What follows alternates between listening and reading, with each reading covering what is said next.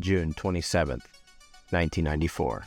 322 kilometers northwest of Tokyo lays the city of Matsumoto. Night falls. 10:40 p.m. A nondescript refrigerator truck parks in a small secluded parking lot behind some trees. Soon, a colorless, odorless gas emerges from the vehicle. Carried by a light breeze, it wafts into the courtyard of a cluster of buildings nearby. With their objective complete, the suspects quietly drive away. 11:30 p.m. Police begin to receive heavy call volume. Reports of multiple casualties. Paramedics are reporting that all the patients are transporting are currently suffering from the same symptoms: eye pain, headaches, nausea, diarrhea, meiosis, and numbness in their hands. A total of 274 people end up in the hospital. In all, 8 dead and over 200 plus victims. The culprit?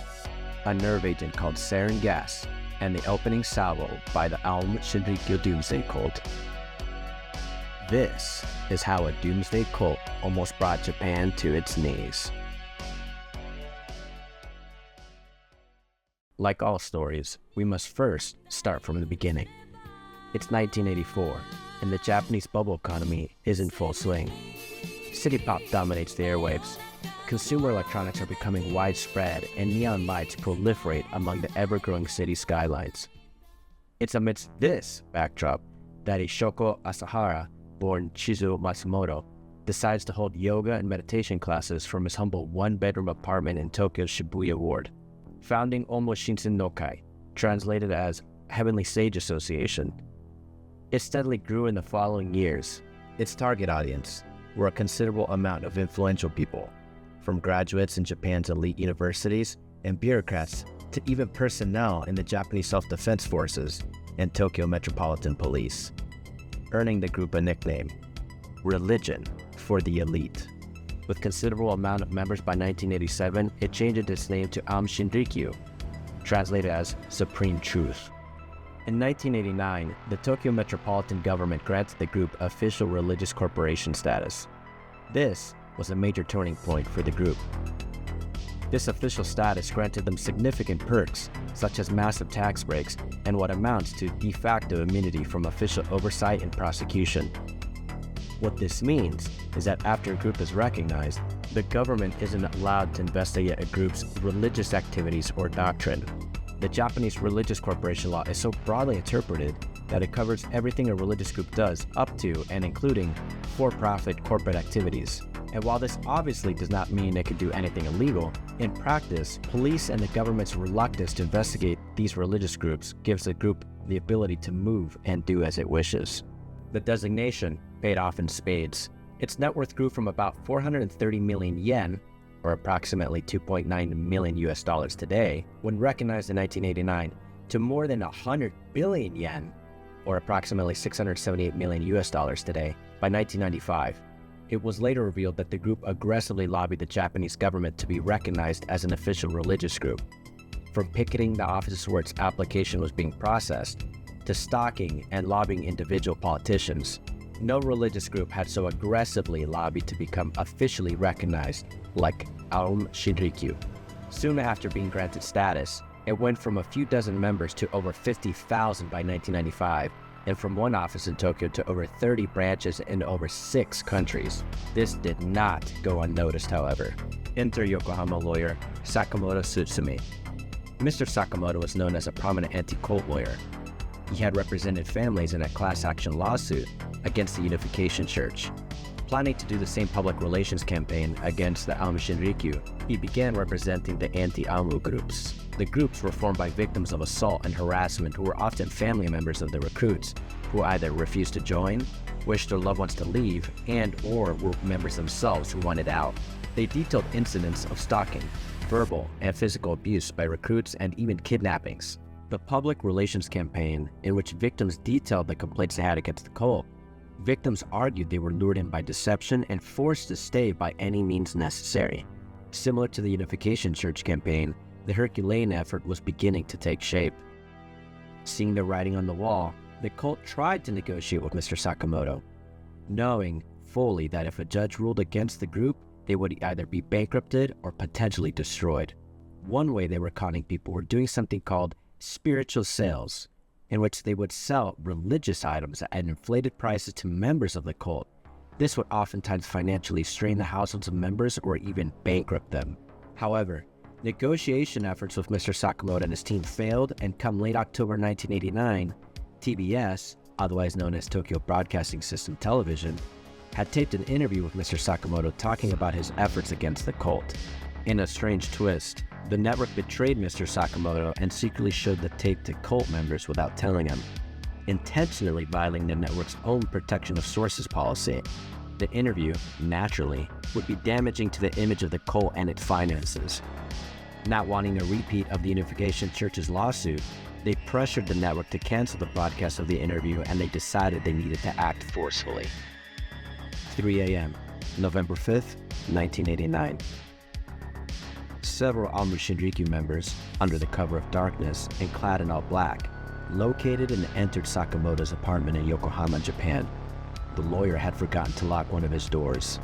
Armed with hypodermic needles containing potassium chloride, they found the man asleep with his wife. With a hammer in hand, one of the members struck Sakamoto on the head, injected him with the substance, and strangled him. His wife, Satoko Sakamoto, was savagely beaten and injected with potassium chloride as well. They searched the apartment, and finally, seeing their infant son, Tatsuhiko, he was injected as well, and his face covered with a cloth and asphyxiated. He was only 14 months old. The members weren't done there, however. Needing to dispose of the evidence, the victims' teeth were removed and smashed. Their bodies were placed in 3 separate metal drums and hidden across rural areas in 3 different prefectures. To further hinder any potential police investigation, they burned the bed sheets and then tossed their weapons along with other evidence in the ocean. As the police investigated the murders, no leads came up leading to the cult. Feeling emboldened, Asahara, the leader of the cult, told his followers that they planned to run a spate of candidates to run for the Japanese Diet election come February 1990. They formed their own party, the Shinrikyo, otherwise known as the Truth Party. Asahara himself and 24 other chosen members of his most loyal inner circle ran for election, and lost badly. How bad? Well, Asahara himself was only able to get 1,700 votes out of the 500,000 votes that were cast in total. The real kicker? He didn't even get all the votes of his old cult members, who definitely numbered over 1,700 votes.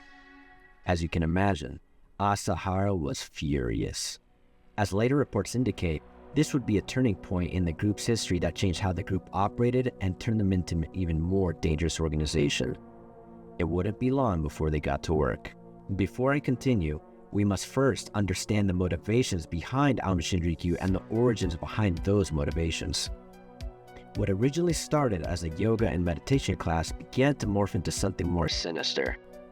Asahara started claiming he was the second coming of Christ, and that a nuclear apocalypse was going to end all life on Earth. And if need be, they would help bring about this apocalypse. Only a select few would survive, and he, and only he, was the one to guide them. This paranoia only increased after the election loss of 1990.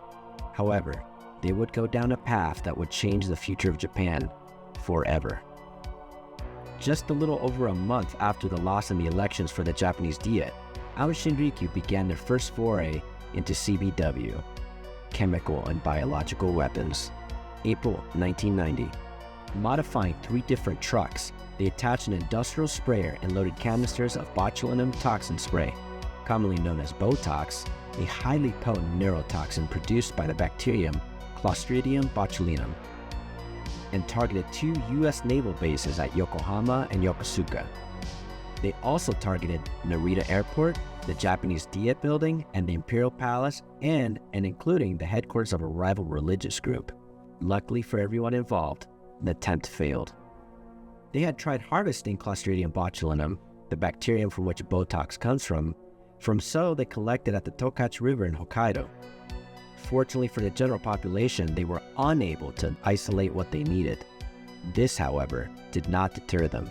For the next several years, they began to recruit, build, and harvest various dangerous neuroagents, which would aid them in their endeavors. Come June 1993, several members again modified a vehicle, loaded up several canisters of what they thought was botulinum toxin, and attached it to a custom sprayer. Their target this time? Japanese Prince Naruhito. They intended to spray the toxin and kill him and place the blame on the United States. However, they again failed due to not isolating the correct strain of the toxin. July 1993. The group decided to up the ante and got a hold of an anthrax strain, loaded them into canisters, and sprayed the deadly disease from the roof of their new Tokyo headquarters building in Kamedo, Koto Ward with a custom spraying device they built which used a box fan. And just like last time, this horrible experiment also failed. This time, they got a vaccinated strain of anthrax, a strain that luckily can't be weaponized. The goal was to blame the United States, who they alleged was using poison gas and bioweapons against the Japanese population. August 1993. Repeating the events of a month earlier, they sprayed the anthrax strain twice, first against the legislator, and then on the second against the Imperial Palace in Tokyo Tower. Using their signature vehicle, a truck equipped with a custom-made spraying device. This time, the nozzle clogged and the strain they used did not go viral. In late 1993, they tried to murder Daisuke Akita, a rival group's religious leader, on 2 separate occasions with the nerve agent sarin. The first attempt failed because they were chased off by several unknown individuals who were following them. Rumors say it was a band of hooligans, while others say townfolk saw the members and ran them out of town. The second attempt was with a RC helicopter and an unspecified vehicle with a sprayer. The failure is unknown, but later reports suggest the sprayer nozzle clogged. The reasoning for the attacks? Asahara reportedly held a grudge against Ikeda for, and I quote, abusing Buddhism and selling his soul to the devil, end quote. Talk about the pot calling the kettle black. The attacks on both dissidents and people they saw as rivals grew in both scope and lethality, and they were inching closer and closer to carrying out an attack on a massive scale, which finally came in 1994. As mentioned in the introduction, Aum Shinrikyo released sarin gas into a sleepy neighborhood in Matsumoto, Japan. But what was their motive? Well, like most of their attacks, it was to prevent the authorities and legal system from crashing down on them. In this case, 3 judges were set to rule in a fraud case against them, and the cult decided the judges had to go. However, this was merely the opening act in what was to come.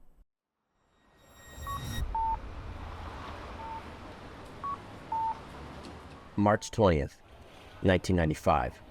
It's 7 a.m.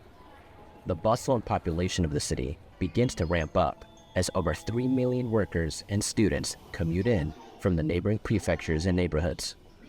At the heart of this massive transfer of people is the Tokyo subway system, a modern engineering marvel. On this morning, Kenji Ohashi, as usual, bid his family farewell and headed off to work. He boarded his train and sat down quietly, reflecting on what needed to be done at work. Upon reaching Yotsuya Station, his usual stop to transfer trains, he got on the new train and immediately noticed something was off. A rather sweet smell was assaulting his nose. When the doors closed, him and several hundred other passengers were in for a rude awakening. Before I continue, we must first explain how sarin, a nerve agent, works. And to do this, we must start with how the body works, specifically your muscles, which is what sarin attacks. Your muscles work by essentially flexing and relaxing. When you flex your muscles, a neurotransmitter called acetylcholine tells your muscles to contract.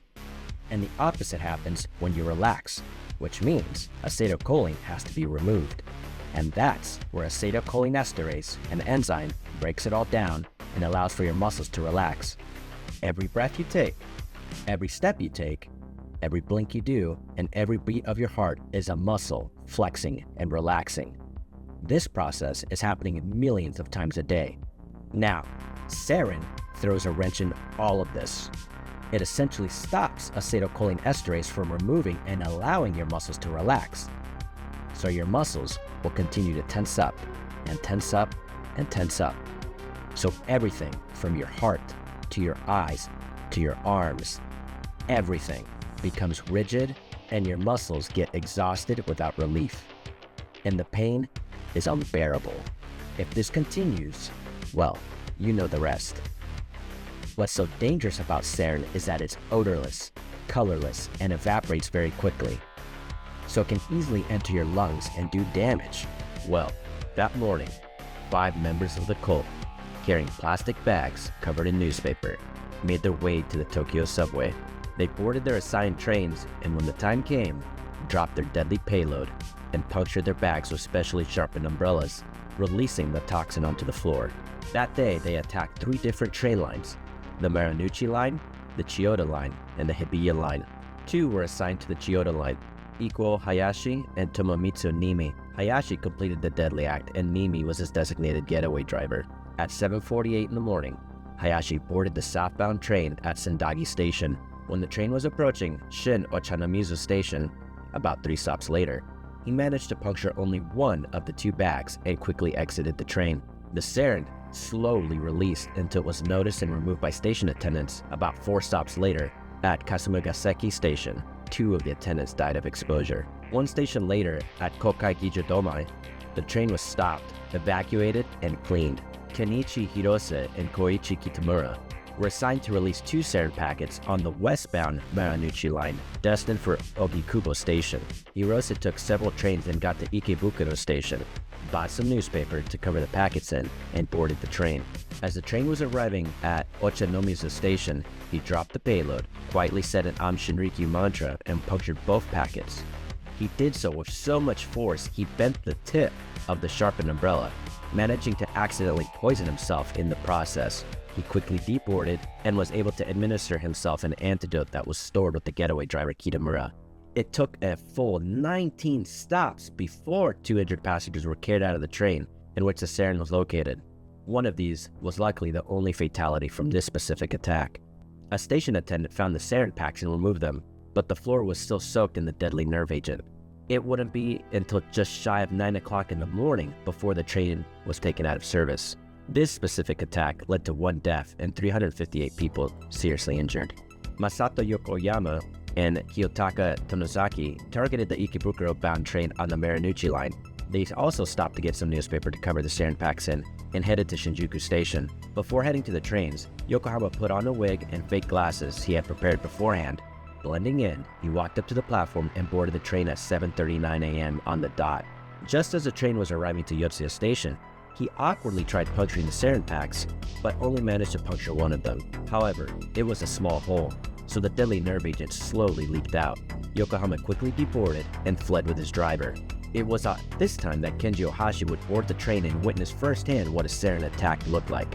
The train would diligently go on, however, as victims inside began to experience the first symptoms, from a runny nose to tightness in the chest, severe pupil dilation, and then a slow, painful asphyxiation. The sarin packs remained on the train until 8:32 in the morning, almost a whole hour later, when station attendants removed them, mopped up the train, and continued on. The train was finally put out of service at 9:27 in the morning. This specific attack luckily had no deaths, but over 200 people were left in serious or critical condition. The other pair, Yasuo Hayashi and Shigeo Sugimoto, assigned to the Hibiya line bound for Nakameguro. At 7:43 in the morning, Hayashi boarded the 3rd car of the southwest-bound Hibiya line train at Ueno Station. However, he was carrying 3 sarin packets instead of 2. The reasoning was due to his loyalty to the cult being questioned. Just as the train arrived to Akihabara Station, he dropped his payload, punctured 2 of the 3 packets, and quickly left. The effects of the sarin were immediately felt. By the next station, a passenger noticed the packets leaking on the floor, and when the train doors opened, he kicked them with force, and the packets flew onto the platform at Kodenmacho Station. 4 people were gravely injured due to the packet being left on the platform. The puddle in the 3rd train car, however, remained. Just as the train left Hachibori Station, a passenger pressed the emergency stop button. The train, however, was in the tunnel at the time, so it was forced to continue until the Tsukiji Station. When the doors finally opened, the multitude of passengers all stumbled out and collapsed onto the platform. This particular attack affected 5 stations, killed 8 people, and seriously injured 275 more. The other pair, this time assigned to the Tobo Dobetsukoen bound Hibiya line train, was Toru Toyoda and the driver Katsuya Takahashi. Just like his co-conspirators, Toyoda wrapped his sarin packets in newspaper and got to Nakameguro Station. He boarded the first train car at exactly 7:59 in the morning. 2 minutes later, he had punctured both sarin packets and exited the train at Ebisu Station. Passengers immediately began to feel the effects of the sarin. They opened the windows, but worry soon grew into panic as dozens of passengers began to feel seriously ill from the effects of the sarin. The train would be stopped at Kasumigaseki Station. Several passengers were taken to the hospital and the entire line was suspended. This specific attack would leave 1 fatality and seriously injure 532 others. Ambulances by this point were running around the clock. 688 patients were transported via ambulance and nearly 5,000 others were rushed to the hospital by other means. Over 270 hospitals saw 5,510 patients. 17 of them were deemed critical, 37 severe, and over 980 of them were moderately ill with vision impairment and problems. The police and emergency response was swift, despite the fact that the first report, made at approximately 8:10 in the morning, of a, quote, explosion in the subway yard, had caused several police members to rush headfirst into the crime scenes and were affected by the sarin gas. With the amount of affected people beginning to overwhelm the medical system in such short notice, the antidote that was used to alleviate the effects of the nerve agent were in short supply. An appeal was made to rural hospital systems to send their stock of antidotes via Shinkansen train.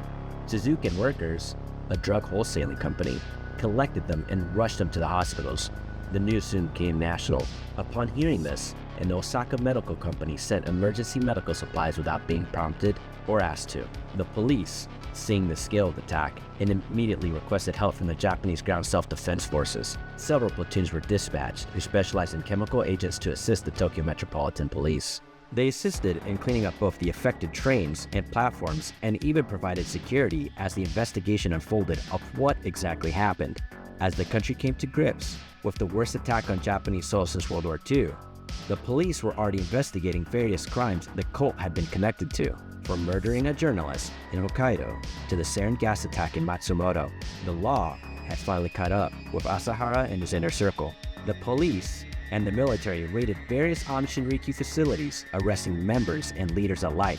In a nationwide crackdown in the following days and weeks, they discovered the sarin production facilities and evidence, including a laundry list of crimes they had committed over the years, enough to put the co-conspirators behind bars.